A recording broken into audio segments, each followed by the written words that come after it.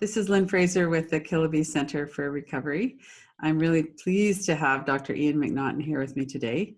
He's been a pioneer in the field of healing trauma, which we all know is really at the root of addiction. So I'm going to let him get a little bit further into introducing himself. And go ahead.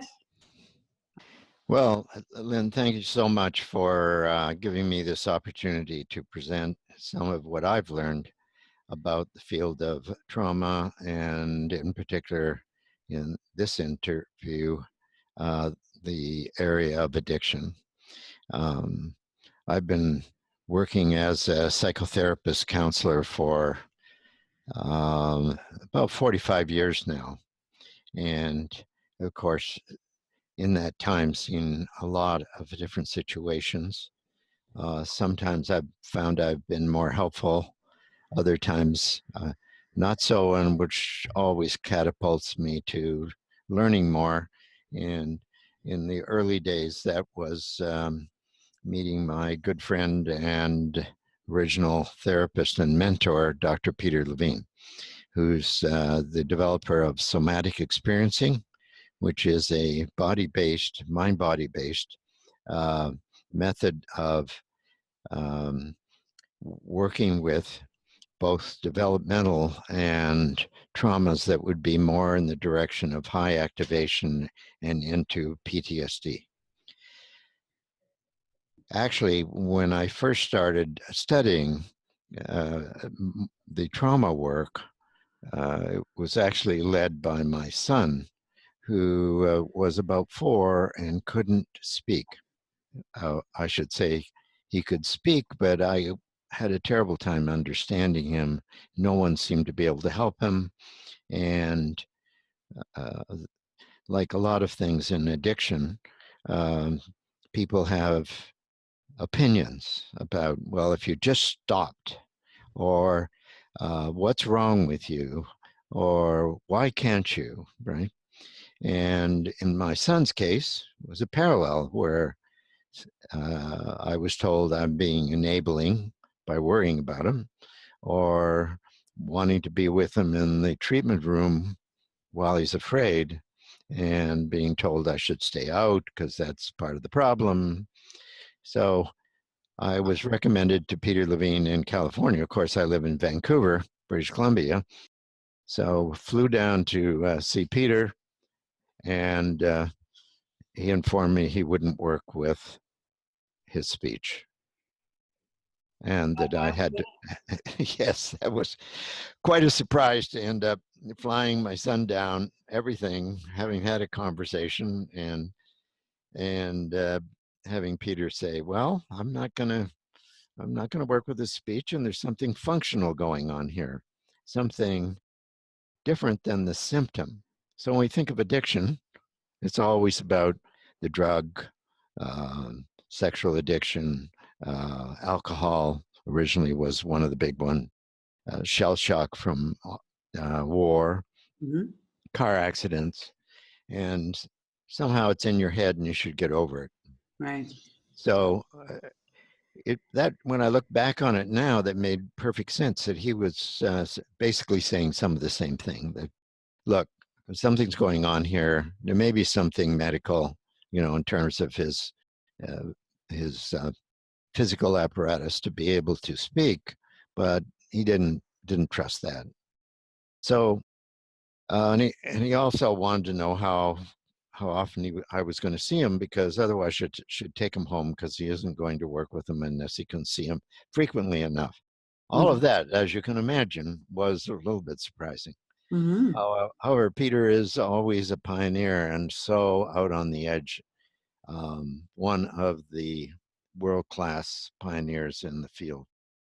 So that started a relationship of him working with my son, and then I got curious and worked with him myself, and it was very, very illuminating as I worked with him for over 8 years intensively, as did my son did less so. And of course, the best way to learn how to do all this is to go through your own experience. Right. Rather than just a training program. which of course it was, because as we started, Peter was not doing his somatic experiencing work. He was doing something called Willem Reich's vegetotherapy, orgone therapy. And then that led to the somatic experiencing. By the way, in 8 months, my son started speaking. Nice. And in ways that were easy to understand. Mm-hmm. And today, you wouldn't notice any speech impediment. No problem. So isn't it, so, you know, originally, if you want a case example as a father to be compelling to learn something about what this particular magician is doing, that was it. That was it. Mm-hmm. That was a great way in. Could you just say a little bit more about what he was doing with your son? Like, how is it that he went from not being able to speak to being able to speak in such a short time? Well, I think what I had underestimated is the effect of my wife and I divorcing, Oh. right? Mm-hmm. Which put, as I understand it, understood it, and I think it's accurate, um, put a tremendous amount of stress on him, as it does any child when they really don't want their parents to split. They just need that safe container so they can go on with their life and grow up. Right. And Yeah. of course, breaking up is, you think you might be considering your child, but actually you're in some kind of a desperate move to flight to safety Mm-hmm. because you hit a wall and you don't feel you can go any further. Right. And in addiction, it's the same thing in a Mm-hmm. way. It's the same pattern. I've rarely met anybody uh, who is struggling with addiction that says, "Oh, I like my addiction and I want to keep it." Right. It's more about, this is the only way I know how to cope, and I'm trying to deal with the shame of people not understanding what it's like for me. So that's a very radical departure from talk therapy, which would have been the Mhm. primary therapy at that time. Yeah, no, Peter was working somatically with John's nervous system and obviously his from what I can understand, although it was all confidential, right? Peter Right. was not Mm-hmm. telling me what he was doing, other than I could see that John was happy and much more energy and felt connected to Peter as a safe harbor mentor, which Mm-hmm. of course is primary, right? Mm-hmm.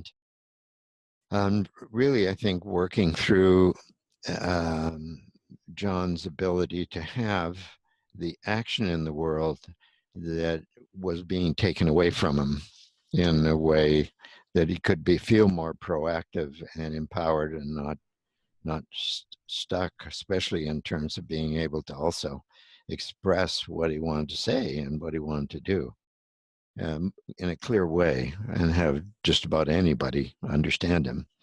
So it's quite miraculous. But I think these patterns of what we're all working with, you know, I have tended to be a very, uh, I think people might still say that about me at 80 years old, um, uh, driven chap in terms of wanting to contribute in the way that I can make a difference. Mm-hmm. And so I originally was a businessman and quite successful. And around the time of I was 29, I had a near death experience by nearly drowning and hauled out by the lifeguard. And that was a big turning point. And as I think Mm-hmm. a lot of people know, with addiction, something has built up to a certain point that's the medicine that or the mode that satisfies something, but it doesn't really do it. I remember a client I had who was a consultant at a large public institution here, and his job, he had been a practicing alcoholic, and now uh, he was dry, but he was head of the alcoholic HR part in this organization. And he said, with the first drink, he said, I just feel a sense of the stress leaving, Mm-hmm. some ease, some betterment. And he said, it's such a relief, but it isn't fully relieved yet. The second drink kind of gives me that. He said, Mm-hmm. I'm starting to feel peaceful. And then I would like to continue that. So I have a third, and then it starts to wane, and I keep going, Right. trying to get back to where I was until Mm-hmm. I'm drunk. Right. And I think how much compulsive behavior, whether it's being a workaholic, drinking, alcohol, sex addiction, um, addiction to any kind of form, games, uh, uh, one relationship after another, anything that is more in a compulsed way has primarily incredible antecedents of the person striving for wellness and Right. get caught in a certain vector. Mm-hmm. And once they're in that, it just carries on and gets patterned more in the neurophysiology.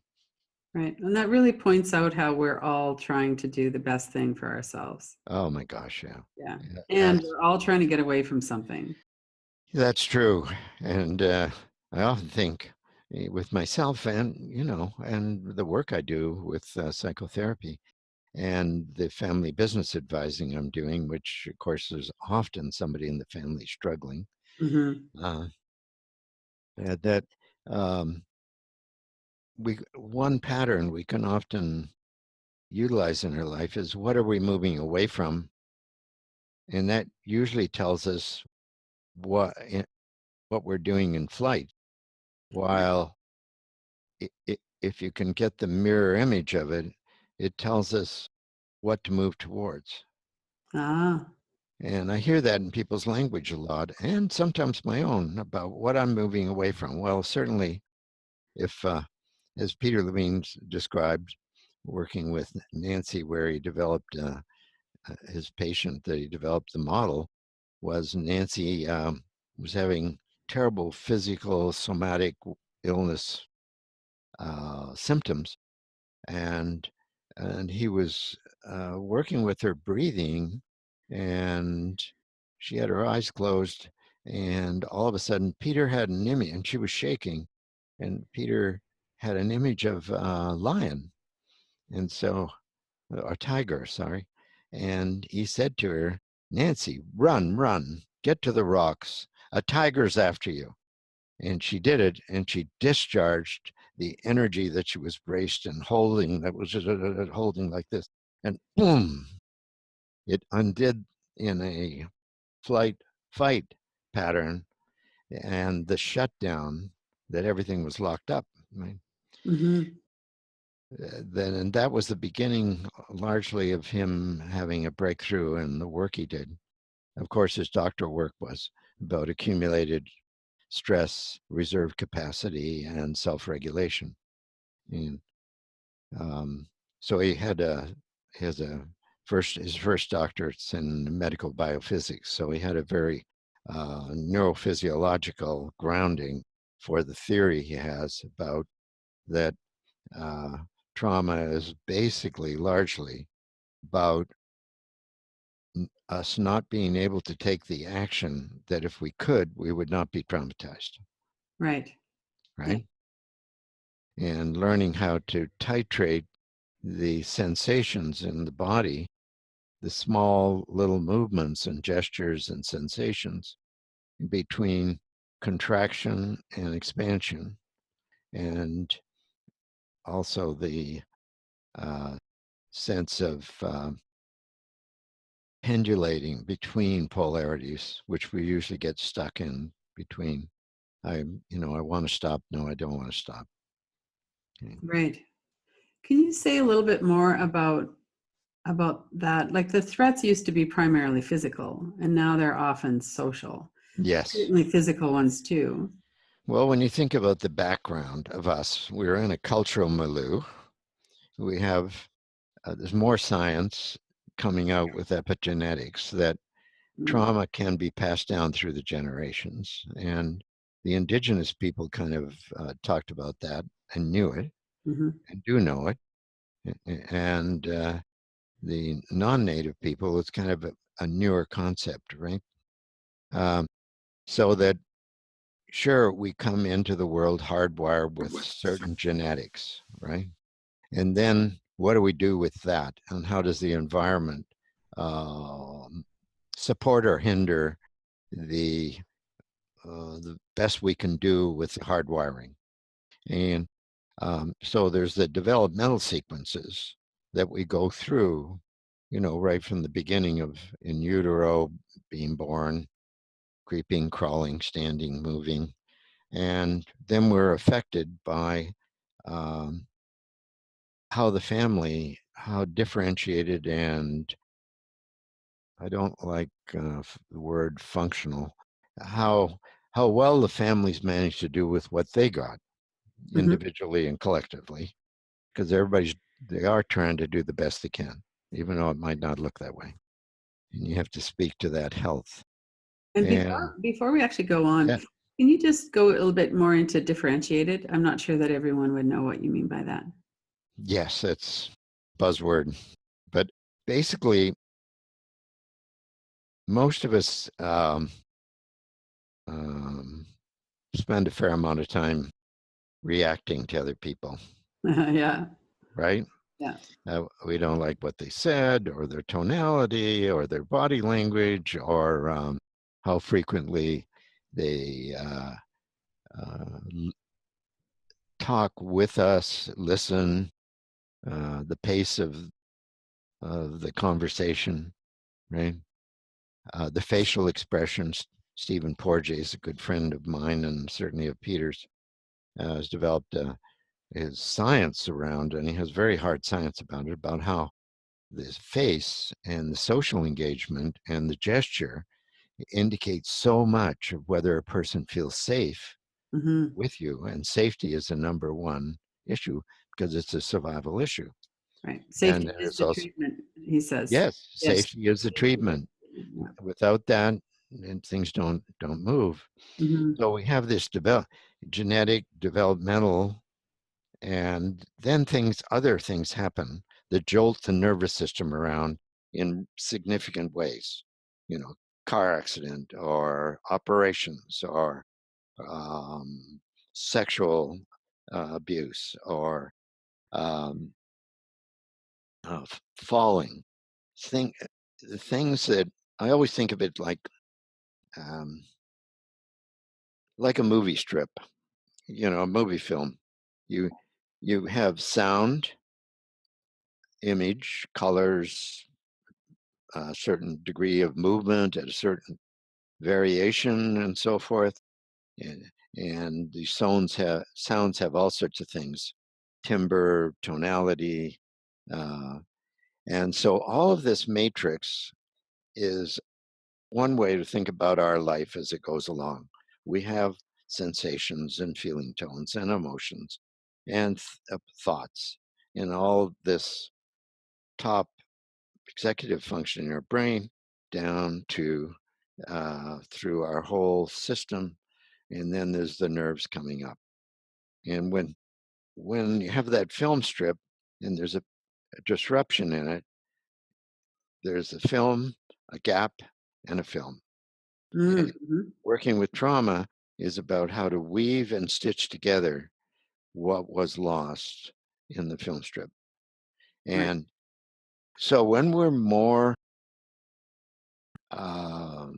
centered, grounded, woven together in whatever degree we can manage to create, uh, we have more ability to be with another person, to have them be different, Mm-hmm.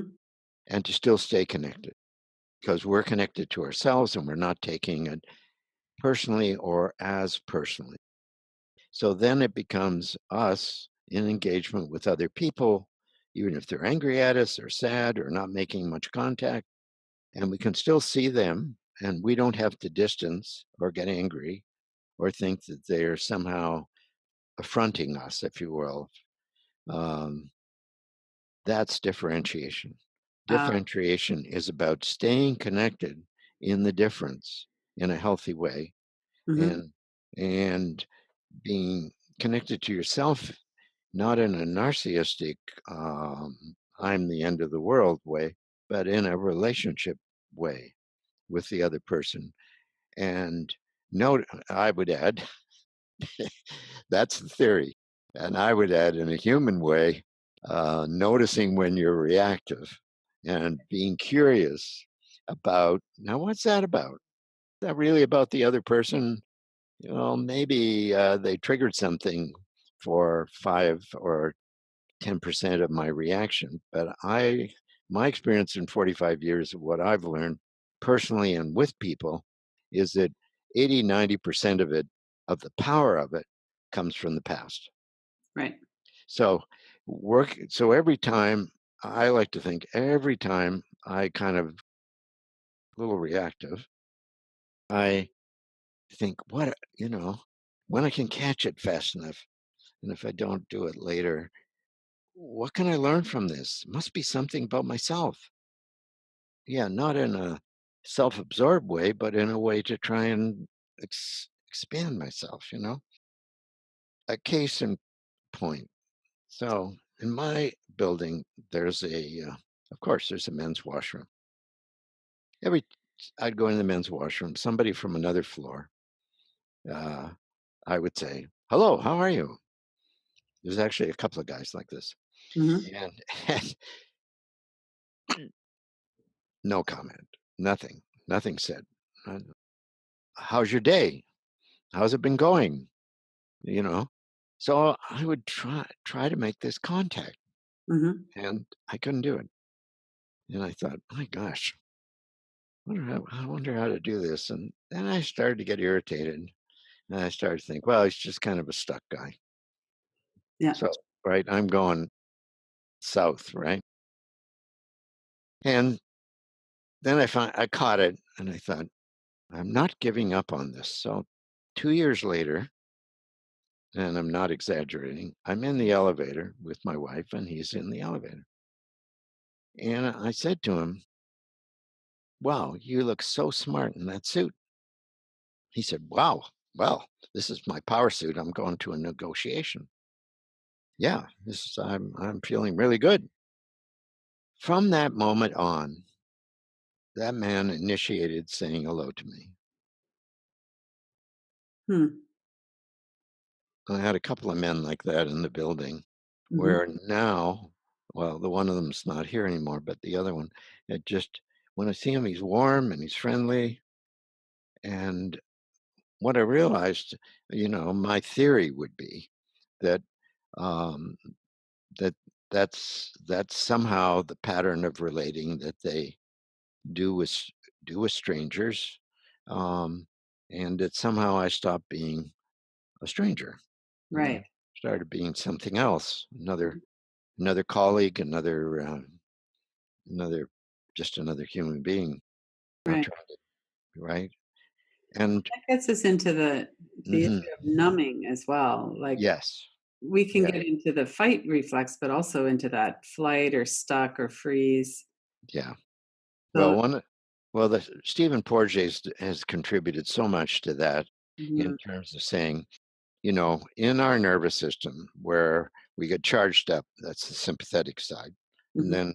then it is ideally going to peak and we come down into the parasympathetic, which is sleep and rest and all our organs in our belly start to relax more and function better.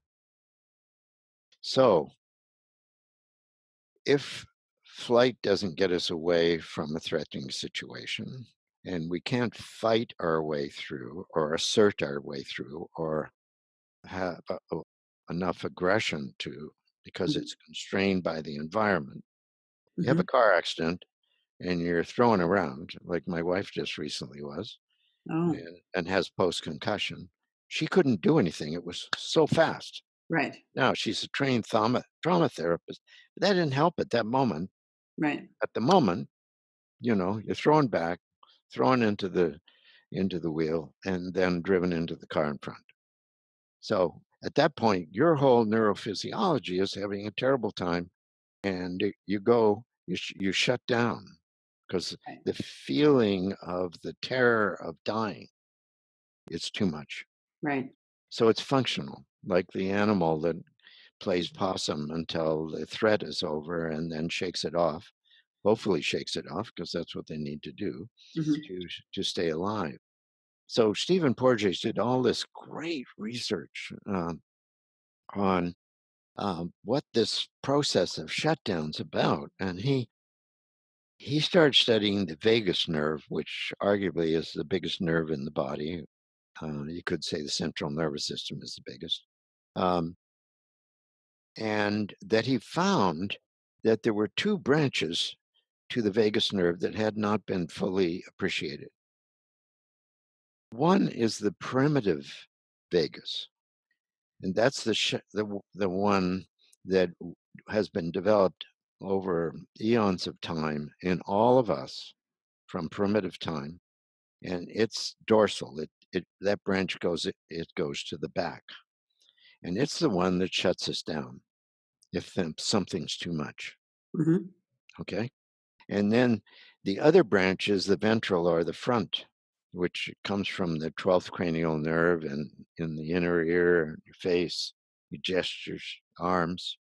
Um, and that's the smart vagus, as he calls it. And it's the one that, we're doing right now, you and I, in terms of social engagement. We're safe. We're talking, right? I'm talking a lot. And you're asking me a few questions, but I tend to talk a lot anyway. So, Yeah. so But neither one of us are anxious or shut down. no, no. So what happens in trauma is typically there is a shutdown, and the person is with talk therapy. They're uh, trying to figure out how to get out of this threat, but actually, it's now in the nervous system, and the system is the the sympathetic system has gone extremely high, high alarm. Hmm. Then it gets coupled with a parasympathetic response, and then none of that works. Right. And then the only thing left for the organism, me and us, is to numb out and go into freeze. And so I have a client, for instance, who uh, this has happened a number of times that have ended up doing exposure therapy, which is going to think about the event and to try and get more comfortable with it. And the pacing in some of those was too fast because it Mhm. just activated too much and the person just Wow. got locked, Hmm. right? And that can work if you titrate it and go very gradually. The i- the issue with somatic experiencing is we're looking for this the impulse that got lost to be in the body to be able to mitigate the shutdown, to undo the shutdown. And what Porges really found is about 80% of the visceral nerves from the gut go up, and only 20%, maybe even less, go down. So Right. when we're trying to do talk therapy about what's going on, including IBS and fibromyalgia and all sorts of things that can be and have been helped significantly with somatic experiencing, which in itself is just a model of what Peter's research and Stephen Porges has found that's been validated in a number of ways, including research, uh, to actually work. And it's not so much about desensitizing as about uh, bringing up the lost impulse that was lost that could have saved the person from getting compulsed. So there's a lot going on there. One is that this isn't under the control of our conscious mind. It's helpful Mhm. for us to know Yeah, basically what's going on, but that's not where the party is. no, It's it's much not lower down in the much parasympathetic. lower down. It's not your fault. That no shame. Right. There's so much shame underlying, unless it's a very narcissistic person. I mean, totally cut off from affect. But even in that, non-mature that's in the culture now, what's under there is emptiness. Their developmental or trauma issues are the person has had to build a persona, a self to cope, Hmm. right? So, what do you want to attack that? I don't think so. You want to try and build up. Uh, I don't know. I've many people that I've worked with addiction talk about feeling empty.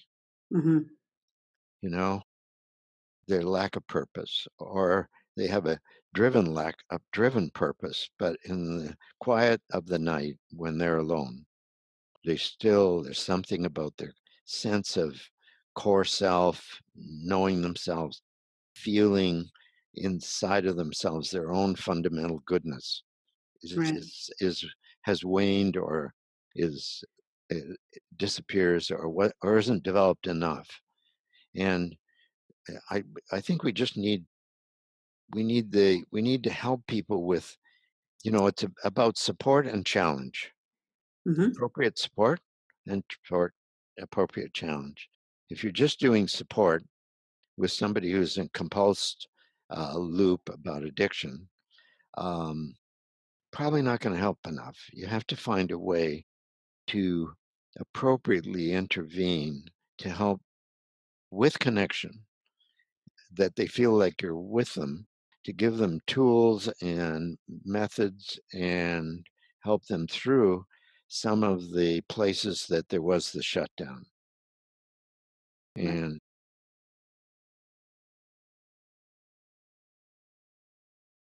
When that's going on, when there's trauma and people are disconnecting, then that's part of what you're talking about with that emptiness, is that we yeah, just don't know ourselves. And when we do get to know ourselves, there's so much shame. It kind of shuts down again. it can get in that, certainly that's that edge as you come out feeling more of yourself Hmm. and coming out of the shutdown. There is there there is this area of shame, and the antidote for the shame with somatic experiencing is to build a counterforce, the true life force, instinctual elan vital, if you will, um, in the nervous system and in the felt sense, that helps the person in relationship, right, mitigate this shame, that the failure of not being able to live how they conceptually think they should have been able to handle it, right? Can you go into that a little bit more? Or maybe you have an example of someone? Um, Let me stay with that for a moment. Yes, working with someone who um, in a climbing accident had to save himself, uh, at and knew that doing that his buddy would die.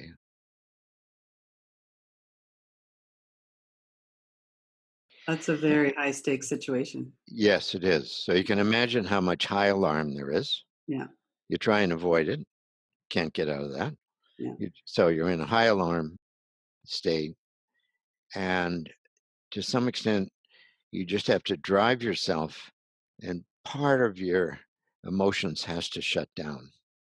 Right. Otherwise, you're not going to be able to do it. Hmm. Uh, I mean, even if you're not thinking that, you're not thinking any of these things. They're just happening so quick, right? Right. It kicks in the primitive part of the brain, the survival to live, right? And Yeah. that just, you're not sitting up here usually in your intellectual executive function in the prefrontal brain Right. saying, oh, logically, I need to do this and that. No, the animal is taken over, right? And Hmm. even though you might have some of this, it's going to get you out. So so somatically, then we had to work with developing up his own center grounding and visceral uh, goodness by thinking about many other situations in the world where he's totally honorable and really helps so many, many, many people, right? So he So was feeling the shame of being selfish or saving his own life at the expense of his friend. exactly. Like he was a really bad person. Yeah, that's right. Right. Somehow I should have been able to do something else and Right. I couldn't. Yeah. Somehow I should know not to take this drink, but Yeah. I can't, right? Same pattern, right? So we worked to build up enough good impulse and feeling in him, uh, and gradually to get that to be more embodied, so that he was able to get a new shift in perspective Hmm. of the reality of the situation, and that he did the best he could and open up the feelings that were shut down, which was incredible sadness that he had to do that. Yeah. Incredible sadness, but enough connection that uh, we could go through it, So the and connection, doing it as titrated as we can, yeah, rather than just flooding the whole situation, which would have shut him down again. which would have shut them down again. Right. Exactly. And while a person is flooded, there's not the opportunity to reset the nervous system Right. out of the shutdown that he had. Hmm. The other thing is, when this happens, the high activation of the alarm system is right up at the top, right? And then there's the shutdown. Well, when you start to take the shutdown off and melt it, and this is still there, it's waiting. Hmm. So you have to be very careful, because this is going to have to be managed. Otherwise, this goes. And so it really is especially with very capable people in the world who have, which characterologically we might say they tend to have a more external behavior, rigid structure. They get things done. Hmm. Uh, I've certainly come from that, and had to soften that. That the by my own choice, and to balance out my emotional life, um, in working with my traumas. So you need to be careful that you don't open up, so to speak, a Right. person and undo some of the compensations, if you will, that a person made to do the best they could in life-threatening situations. Right. Yeah, that's a real there's a real balancing act, and it's no wonder that people are terrified of feeling what's in their body. So many Mhm. people will say, I don't really know what happens below my neck. I Yeah, just think yeah, about things, I think about how I feel, but I can't really feel. yeah. That's right. Yeah. That's right. That's right. And that takes, in my view, the safety of social engagement, Hmm. and that's the support function. And within that, the opportunity for both people to find a way together to um, be able to bring out the goodness versus the shame and the shutdown in the person. Right.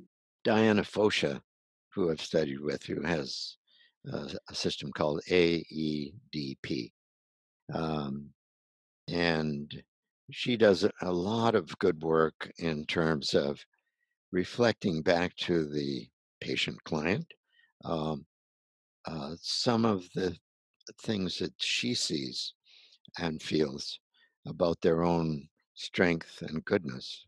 Mm-hmm. And my mentor in Bowen Family Systems work always would say to us when I trained with him and then taught it is don't think of families as dysfunctional. Think of them as people who have done their best and they're having a difficult time, and keep looking for the strengths. Right. Mm. Find a way to reflect back the strengths in a way that they actually can accept that reflection, which again is about back to somatic experience, is about developing that core sense of that there's something good about me in a healthy way. Mm-hmm. In Mm-hmm. Buddhist practice, we encourage people to do meditation, loving kindness about self and Mm-hmm. others and all sentient beings. Every religion had some of that, right? Of those qualities.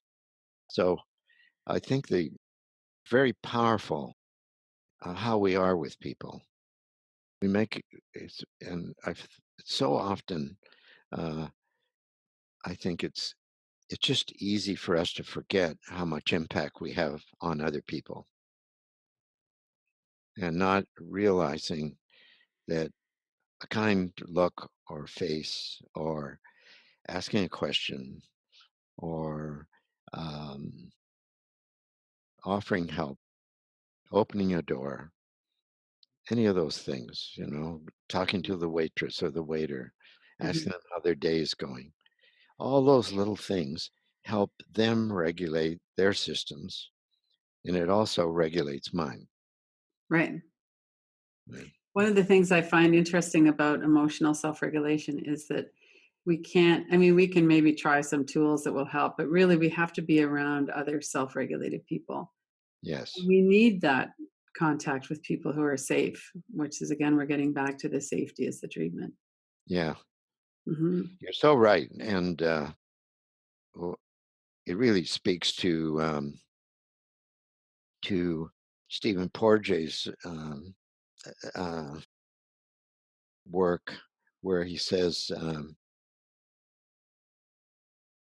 we can't self-regulate without another. I think that's his Mm, okay. core statement. We can't self-regulate without another. So the another needs to be regulated enough to help us self-regulate. Right. They're not as regulated as us. They probably can't help us. Right. Right? So, what would it actually look like in a session? So, I have a sense of that building up of the good, reflecting back about the good, Hmm. helping people take the lid off so Hmm. that they Hmm. can manage that. Is there physical work as well? Is there movement? What would a session of SE look like? Well, I was thinking about the uh, the person who. Well, here's a few examples. Um, a session of SE would be about making some contact. Asking the person about their life, and if you already know it, then ask them, how are they doing, what's happening currently, and you're noticing any gestures, any movements, or lack of it. Ah, The okay. lack is more the shutdown, Hmm. the over containment, as Peter would say, the over coupling, and or if they seem really, then there isn't much energy in the body to come up play. And Hmm. if it's more like this, it's a matter of how do you work with them to soften that. And if it's more like this, how do you bring the energy up so they have more energy to work with? So it might be as simple as uh, just noticing. I was thinking of a woman I was working with where she kept,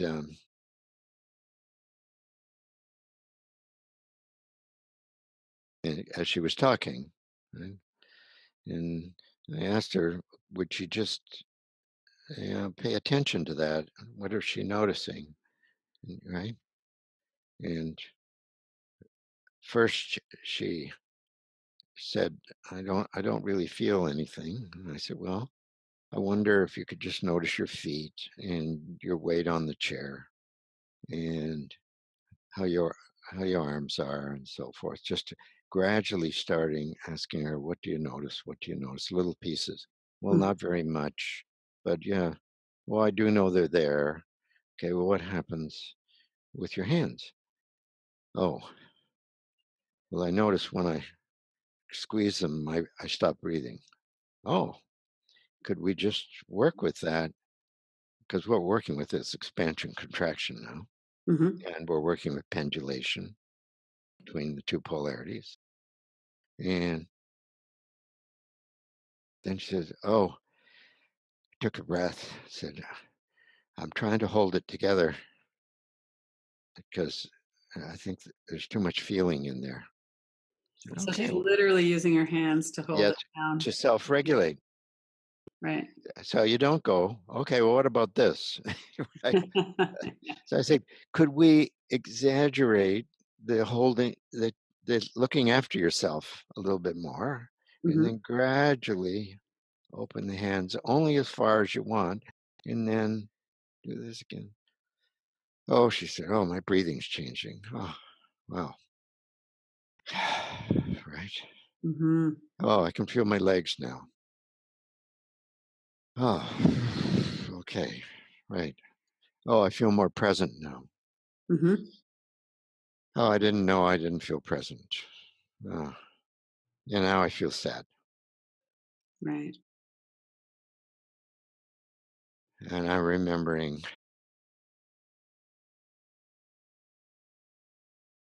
seeing my father dead. I found him in the room. I was only 13. Ah,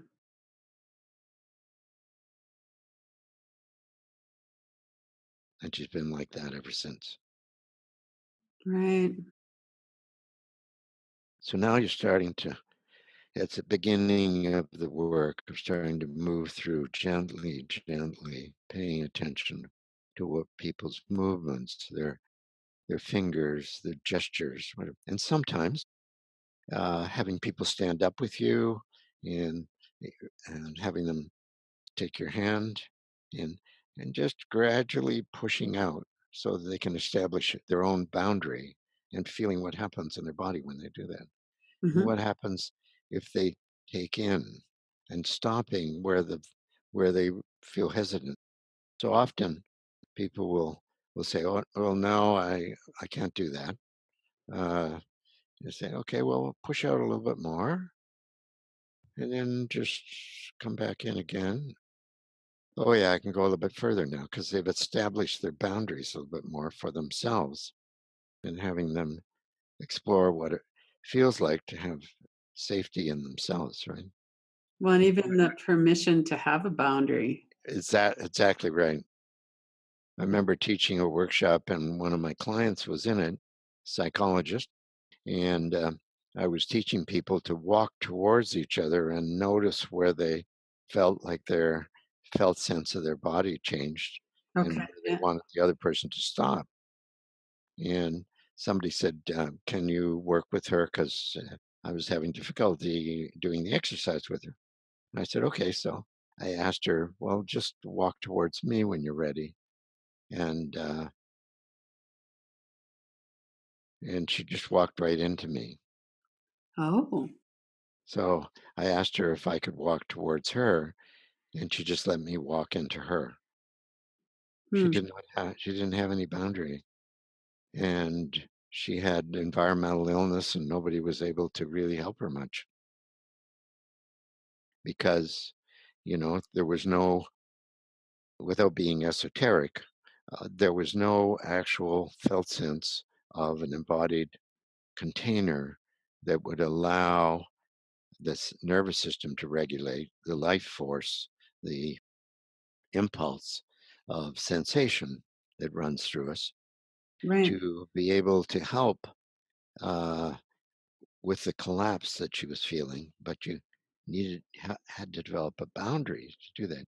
And with that, you have to be very careful because people tend to have more hypotonic muscles and connective tissue, more rigidity, Mm-hmm. or hypotonic, which is means that developmentally or in shock, the muscles and the connective tissue have kind of got resigned and they can't hold as much electrical impulse.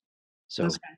you have to be careful in any intervention to just titrate, bringing in more sensation with the hypo. And Mm-hmm. with the hyper, you want to be careful how to uh, uncouple the rigidity and allow the life force to flow more without it being overwhelmed and too activating. Yeah. Wow. That makes sense. Most of Okay. us have a balance between hypo and hyper. That's the only way we get a contrast. But with trauma, it gets all mixed up Yeah. into hyper spots and hypo, or just hypo. Well, it's no wonder we want to get away from that experience. Oh my gosh, yes. Oh Yeah. my gosh, yes. Yeah. Oh my gosh.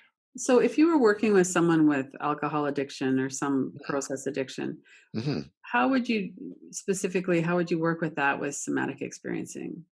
Like, oh, Oh, I'm assuming all of this underlying trauma healing would be a big mhm. Oh my gosh, yeah, absolutely. So, I'd be working at a few different levels. One is, do they have a community that they can talk to, and how is where is the family in this? Because the Mhm. person is, it's all, everybody's pointing at the person, right? Yeah, And the yeah, person's pointing at himself, or trying to say nothing wrong, right. fending off more Yeah. problem. So what I want to know, first of all, is how's the family handling this? Mhm, Who is he close or she close to, and who's he more distant from? mhm, Uh, and uh, and how is the family working in terms of boundaries with him or her?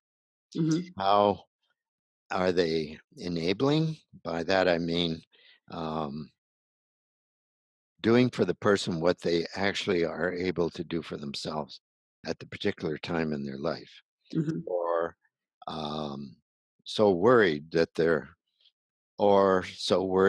rejecting, right? right. And um, so that's a larger context. The family, who are their friends, and where are the secrets?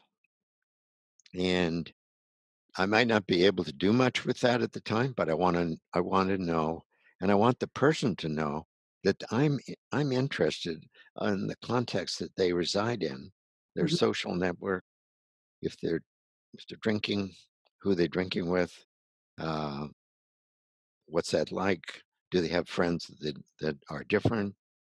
That's a very important part of it.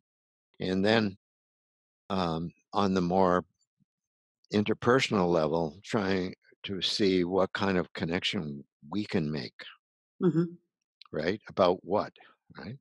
And how, in the social engagement that you and I have just been talking about. And and bit by bit, trying to build up a sense that I'm not seeing the person in a way that's shameful. right. I'm not seeing the person as limited. I'm not seeing the person as bad, right? And I'm appreciating uh, in a healthy way that they're actually working with me because they're trying to do something different. And at the same time, there's all these restraints culturally, family, friends, uh, people at work who don't know, right? Um, that are constraining them, and the children, if they have children, the children doesn't know. Right. So it's just not about opening that all up, but being understood. What is the crucible in which we're doing the work, and then what's it like between us? Then working to, uh, if they're more rigid structure, trying to work with. For instance, the one would be the hands, right? Of interpersonal contact in that way.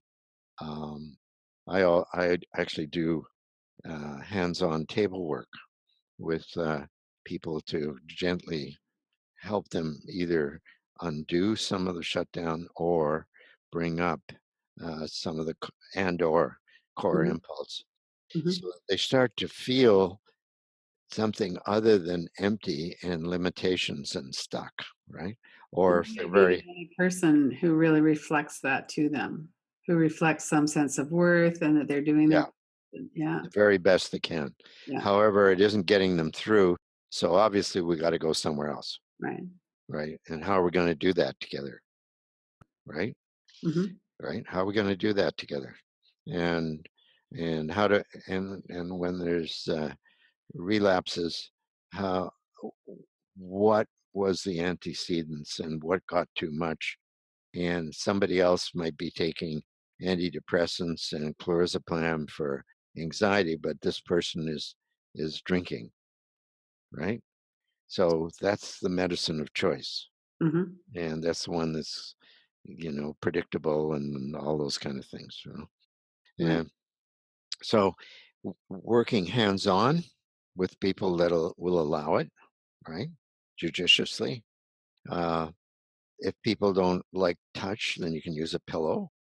Mhm. If And also noticing as they're talking about things, how their body's doing, what's happening in their hands, their arms, their engagement, Mhm. getting them to stand up and walk back and forth to where the boundaries are.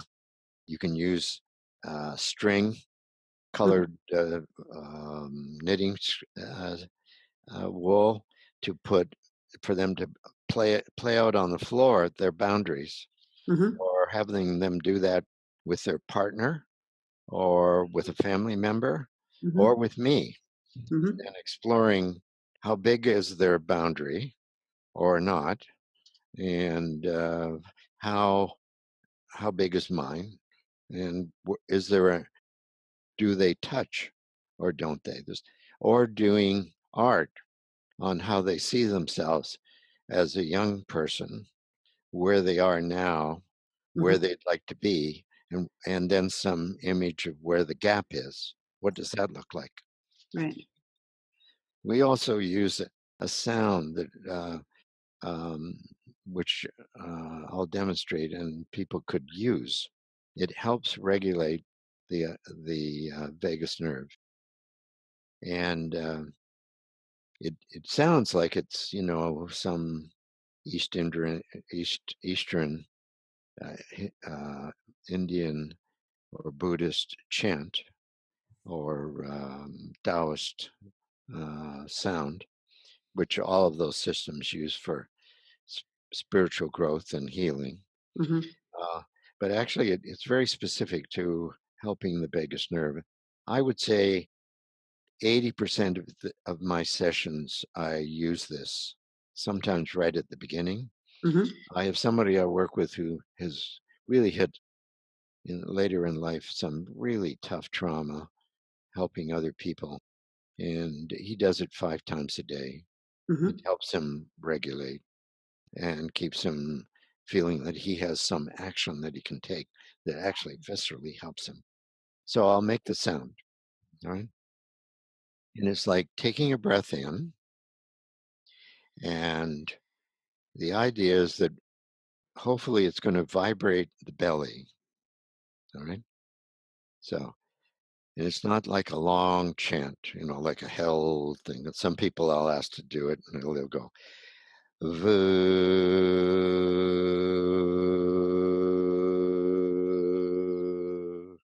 Actually, that's not it, because Oh, okay. one end is also "voo." Those are the extremes, right? Mhm. So it's more "voo."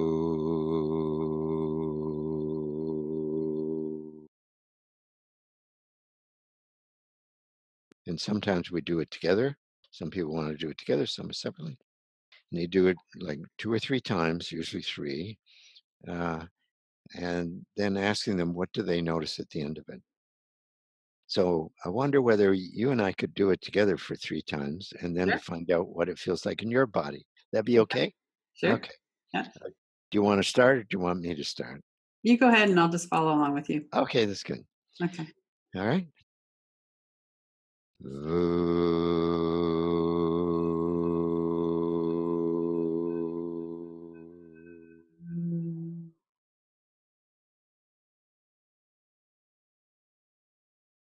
mm,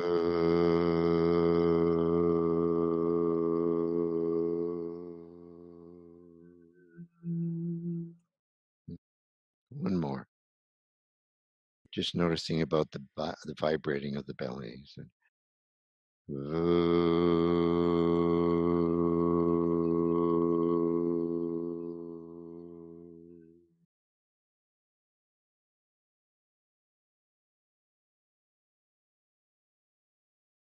so then I wonder, what do you notice from doing that?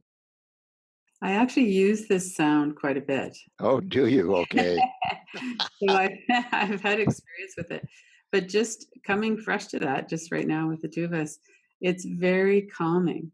It's Right. very calming. My system's kind of settled. I notice my shoulders relaxed a bit more and softened. Mhm, I mhm. could feel that vibration, especially by the last time when you pointed it out. Yeah. Mhm, Yes. I noticed that my feet started to tingle mhm, and my voice is deeper.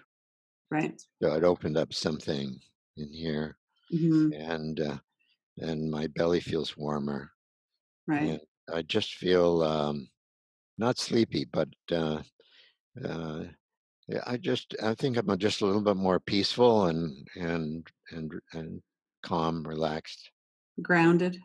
grounded. Yes, Yeah, mhm, grounded, and I feel more centered in my core of my body right, yes, as you say that. yeah, Yeah. mhm. And That's so there's quite a miracle, you know? it is a miracle.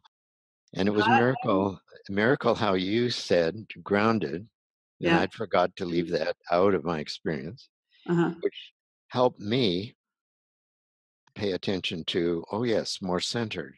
right, So we were co-regulating together, yes, right? A good yeah, example of you it is, can't yeah, do it without another. yeah, and it's such a simple practice. Hmm. Yeah, Yeah. everybody can do that, that's not a complicated one. No, no, no, no. It's not dangerous. Right, It's safe. And Peter Levine uses it, I would say, every demonstration he does for his master classes, which is for the graduates or almost graduate or mhm, existing faculty, and I mhm, work with him in those master classes, mhm, is I would say probably 98% of the demonstrations he uses that sound, mhm, sometimes mostly at the beginning, and mhm, sometimes he'll repeat it later on mhm, for a contrast and just to move it forward a little bit more. right, Just moving a little tiny bit at a time so that the nervous system gets to regulate and regulate and mhm, regulate and get tuned into a, a more healthy self-regulation in the person's right. whole system. There's a lot of people in this world now that know about somatic experiencing, and it's Yes. And wonderful that people can find a practitioner to work with mhm. many, many places, and I'm assuming that some would be doing that work online, or is it always in person? No, some people do it online. I have Mhm, and do. mhm, And I would say one of the prerequisites for doing work online is with the practitioner's ability to sense in themselves what's happening in the other person ah, mhm, so that we have the technique and the skill, which is in itself is great, mhm, and the connection.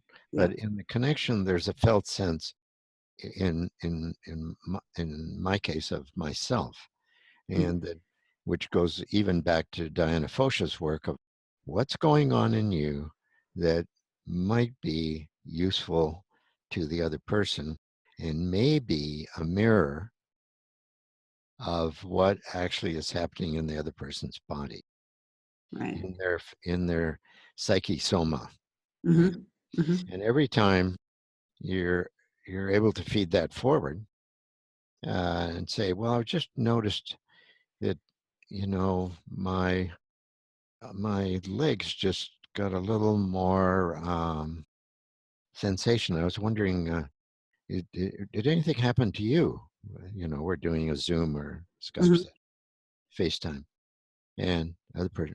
Oh yeah, now that you mention it, that yeah, that's right there. So that level of nonverbal attunement, as you can imagine, is very powerful. Right. I do And a lot of work with people online, and I notice the same thing. yeah, That oftentimes I'll get a sensation, and then the person will start describing the same thing that I'm receiving. hmm yeah, yeah, So it's isn't it? a form of attunement. It is amazing, right? But when you think about it, you watch dogs wandering down the street, and they they're so attuned to what's going on in the other animals and the people. They're always paying attention to safety Right. and whether there's a connection, right? Yeah. Scanning for threat and for connection. That's right. Scanning for threat and connection.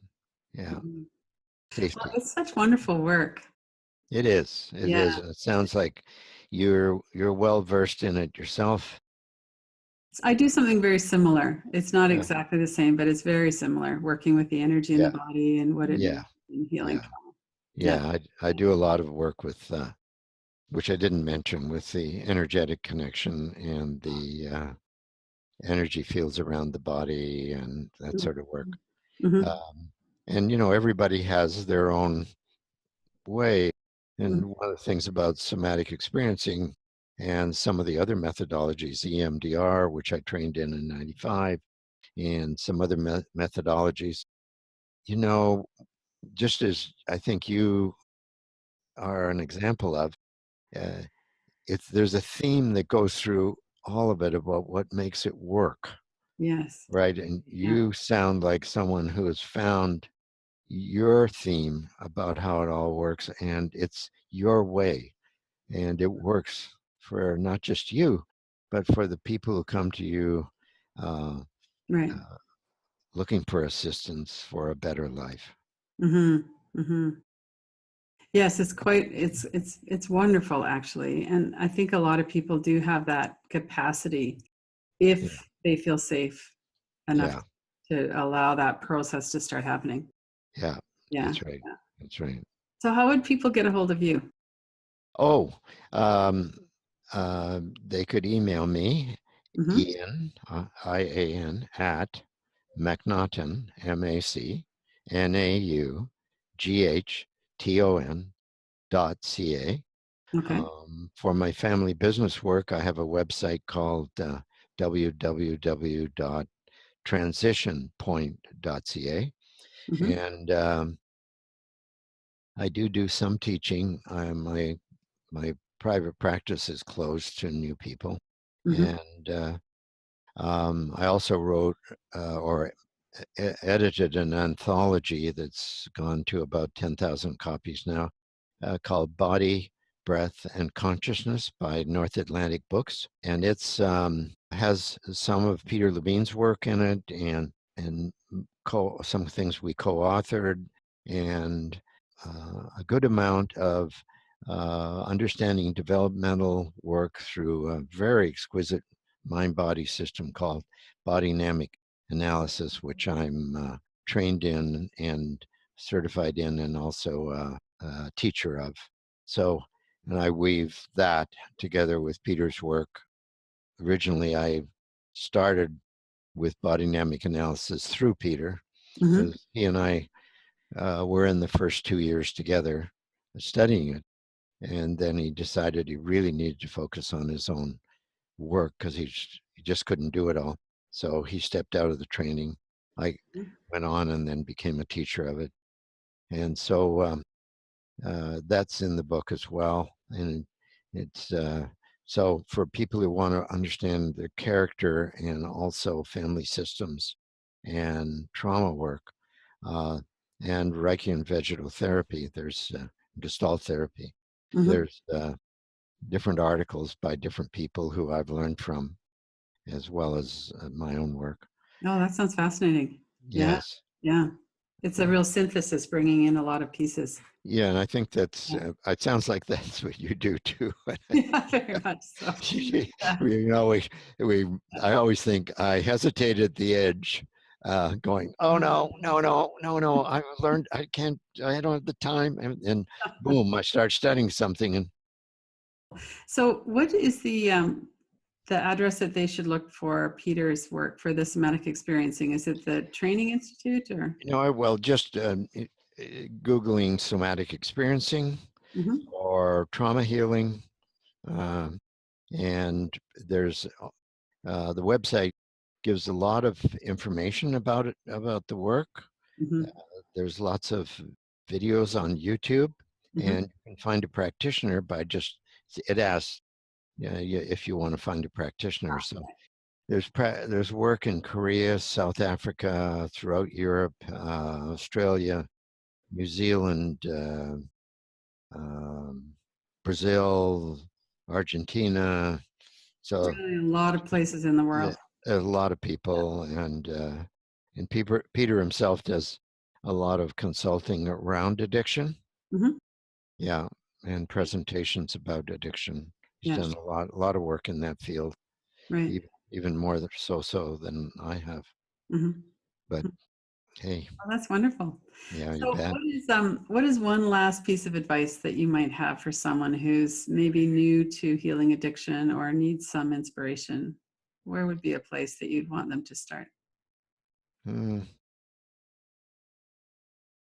I'd look at some of Peter's YouTubes Mhm. and because I think they're hopeful. Ah, Somebody said who was very close to him the other day to me, Peter, Peter, Peter always is working about the balance between about undoing hopelessness and helplessness. ah, right. And as he says, uh, uh, falling into that doesn't give a person any resources or hope. So I think we need sometimes, reading can be very helpful, especially his last book, in an unspoken voice. And he does a lovely job of talking about being hit in a crosswalk and ending up on the windshield of a car, and then giving theory about the model, and then revisiting the same story, but talking about what he did little bit by little bit so that he didn't end up with PTSD from that accident. But you need to do it in that sequence. And it really is quite inspiring to go, oh, these were not big things. They were very, very small, titrated choices that he managed to stay conscious enough to do and to do with someone else. Yeah, that woman that stopped, the doctor that stopped. Yes, Yeah, that's right. yeah. That's so inspiring. Just watching some of his work, I think, is for a lot of people, they want to read Mhm. and get the book. For some people, they need the visual, they need the voice, they need the, and some people want both. Mhm. For me, when I'm learning something, I like to see a practitioner uh, do the work, Mhm. or to do something in an embodied way that I go, wow, there's something more I could learn. Right. And then I'm interested in theory. I have clients who need a map, a cognitive map of what we're doing all the time before they can trust any exploration. And Yeah. other people, I remember a therapist saying to me, so you're telling me, what we're doing. And I just want you to know if that makes you feel better and you can work more effectively with me because you do that, fine. But I just want you to know I'm not interested. All I'm interested in is the experience. And That's as someone else who says, they why did want you ask me both. that? How come? But Yeah. okay, when you get the map, okay, well, okay, now I understand what's going on. okay, I'm willing to explore some of these things. Right, right. It's so important to have this be individual. Is what That's we're a good found. point. Yeah, Exactly. That's it. yeah. Yeah. So when you work with people, you feel hopeful and Always, optimistic. always. I had a client say, are you going to guarantee that this is going to work? And I said, yes. They said, oh, really? They're a therapist, right? Yeah, yeah. You're They not go to supposed a to say number of people. No, you're not supposed to say it. What the hell? I'm 80. I'm going to do it. that. Yes, right. And they said, well, how do you know that? And I said, well, I believe in myself. I believe in you, and we can do it. Right. But we just have to hang in. That's it. Yeah. And if we do it, we can do it. And then I usually say to people, if they say something is about doubt, I say, do you want to work with a therapist that believes it can't happen, Right. that's in doubt? Is that who you want to work with? Mm-hmm. Do you believe me when I say we can do it? Mm-hmm. Well, sort of. I said, good. Keep the skeptical part because Right. you earned it, and let's not try and take that away without evidence. Mm-hmm. As you get more evidence that this actually works, you'll Yeah. find that changes. But you earn that skepticism and that sense Right. of distrust about what I'm saying. Let's Mm-hmm. keep it in the room. Right. Give that space to be there too. Yeah, absolutely. What Yeah. the heck? It's Mm-hmm. important. Yes. Yeah. You, Yeah. you want to Well, I throw think that it really away. comes across, it comes across to me that you've had enough experience with people and certainly with your own healing that Mm, that the basic goodness that's there and that yeah, people can heal. that's the issue. The basic goodness is there. Yeah.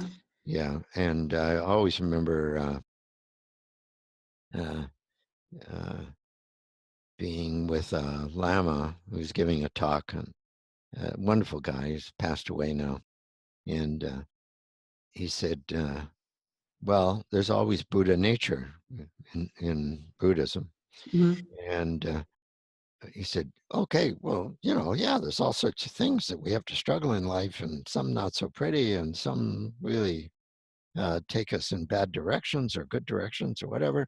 But he said, it's impossible to not have Buddha nature. A Right. person with emptiness doesn't know that because it's just a head trip, right? And maybe just makes them feel worse about what they can't do rather than uh, whether we use another model of just talking about an embodied core self, centered, grounded, appropriate boundaries, being able to have a certain degree of appropriate flexibility in any context, Yeah. and how to feel uh, that you can take care of yourself appropriately in life, in Hmm. engagement with other people. And that's pretty good if we can do all those things. Yeah, we always got to work on that. That's a lifetime. I'm still working on that. Lifetime work. What do I do with my extroversion when I'm in a relationship in the therapeutic encounter? How can I channel that excitement and life force in ways that are useful to other people? Right. Have Right. to learn to listen a lot Hmm. and reflect back and engage. And Right. so, so I'm practicing, Lynn, I'm practicing. Yeah. That's an So awesome answer. And we can all listen more. I know Yeah. better. We can all do We better. can all do that. Yeah. Yeah. Well, thank So, you so much. This has been fun and very informative, and I've enjoyed getting to know you a little bit and know more about the work. It's been great. well, you too. And thank you so much for giving me an opportunity. Just this always throughout my life, whether it's business or now in the more consulting to family businesses or psychotherapy. Uh, I mean, if we're not here to contribute something to the world and to other people, Hmm. it's it's it it isn't a fulfilling life for me, Right. Hmm. right? Hmm. I was raised that way, and I just passing it along. Right. Yeah, Yeah, I feel that way too. And wonderful. it's a wonderful experience to be in alignment with that and to know that you're being of service. And just by And being who you are. Yeah. yeah, and you interviewing me and Mm-hmm. realizing you're a kindred spirit. Mm-hmm. Yeah. Right? Lovely, isn't it? Yeah. It is really lovely. The world just gets more spacious. Mm-hmm. Yeah. Mm-hmm. And safer Yes. and more goodness. Yeah. Yeah. And then we connect with each other around that. Yeah, and loving kindness, Yeah. right? Can Mm-hmm. always do that. Yeah. That's the real key. Yeah. Yeah, right. Well, thank you. All right. Thank you too. Go to kilobicenter.com, Radical Recovery Summit, for access to the interviews. You can watch them free online, or you could purchase an all-access pass. kilobicenter.com.